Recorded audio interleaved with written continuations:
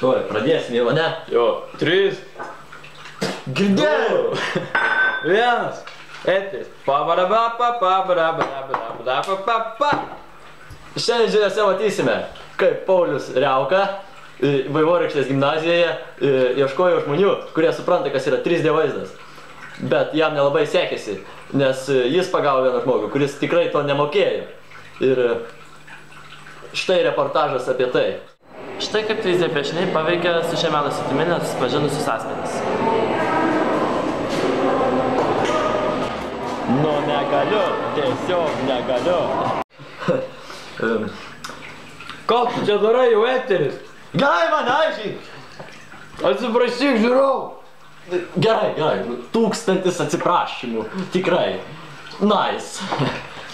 Štai, toliau mūsų žiniose. Orai su Deimante. Sveiki, čia Deimantė Ramonaitė ir orai. Kaip manote, šaldytuve snigs. -5 laipsniai. Tuo pačiu metu orkaitėje labai karšta. 180 laipsnių. Grįžta paukščiai.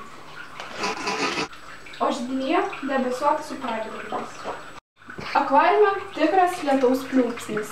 Taigi, šį vakarą tiek, likite su mūsų kanalu. Mes jau eterį, žiūrovų atsiprašyti.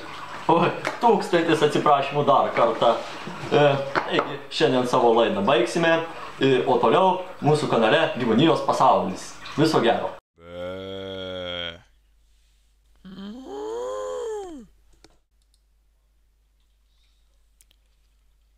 Žaliasis vėžlys plaukia.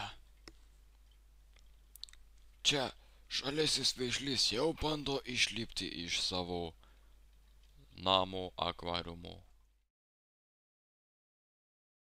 O štai gargždai. Miestas nuo seno garsėjantis savo plytomis ir futbolo komanda. Ten dirba mūsų seni pažįstami iš tolimųjų rytų – Ravšanas ir Džumšutas. Žiūrėk, stop!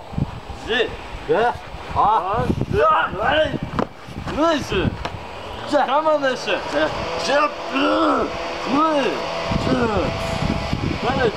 Oi, nei, ką čia daro? Viršininkė!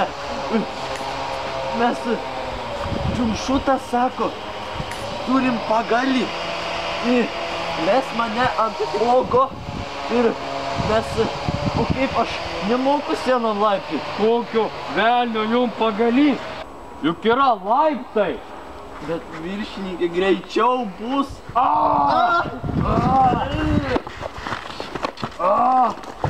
Kur lipi?